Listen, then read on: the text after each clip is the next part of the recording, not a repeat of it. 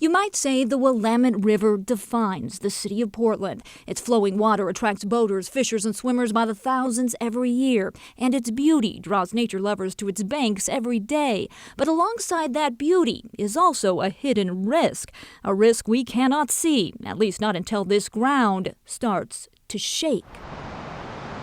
Which is exactly what scientists say it will do when the Cascadia subduction zone, a coastal fault some 150 miles away, ruptures, generating a magnitude 8 or 9 earthquake. Within minutes, the quake's damaging shockwaves will reach Portland. The intense shaking will turn this solid ground into something more like soup.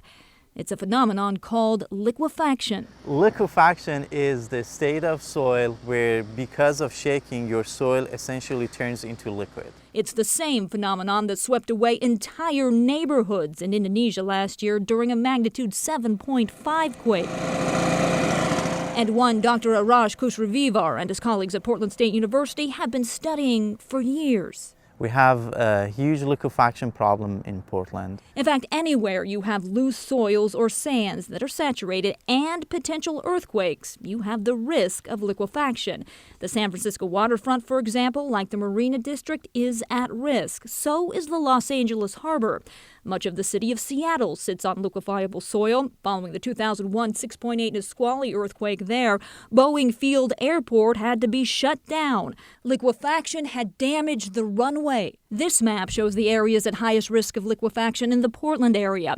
Portland International Airport, in red there, is sitting on one of them, as is the Northwest Industrial Area, where much of the region's fuel is stored. You can kind of get a sense of it if you look at Google Earth maps and you look down along that area, you can see the white tanks, which are all containing the fuel that Portland and Oregon uses. Those miles of white tanks lining the river store about 90% of Oregon's fuel, including nearly all of the jet fuel used at the Portland airport. When the ground below them liquefies in a large earthquake, those tanks will likely fail. Should the earthquake hit, that ground will liquefy and the tanks will become unstable and potentially spill into the Willamette River, which is an environmental hazard. But then also, we don't have our fuel source following the earthquake. A problem the doctor, in collaboration with the National Science Foundation and Arizona State University, is working to solve on this Northeast Portland test site. We're a few miles from the airport. Using something invisible to the naked eye. We're using the bacteria and the bugs that are already in the soil. We're just stimulating them, and then they're doing all the work for us. That's right, tiny bugs. This is called the bioremediation method, and it essentially uses the bioorganisms in the soil to desaturate the soil. It's the first time this technique has been tested in the U.S. The team injects a mixture of fertilizer and food-grade material into wells. The microscopic bugs already in the ground eat the fertilizer. As the little guys metabolize their food, they create bubbles, which then help to dry out the soil. Here is where we inject the nutrients. 4 weeks later, the soil is tested to see if it will stay solid in a major quake.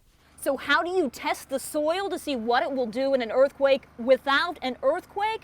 Well, you make the ground shake, and that's where this comes in. It's called T-Rex.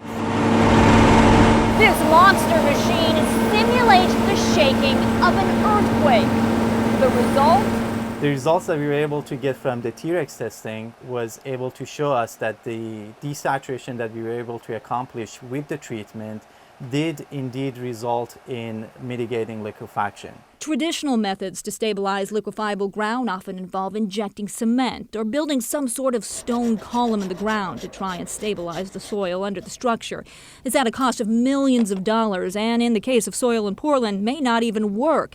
The researchers say this new method would cost a fraction of that price. Other mitigation methods are about 50 to 100 times more expensive, and a lot of times you can't apply them to existing structures. It would have minimal impact on the environment, but major impacts when it comes to keeping shaking soils stable during a large quake. It's really letting nature do its thing, and then we can benefit from it. This could be a game changer in mitigating liquefaction risk, not just in Portland, but all over the world.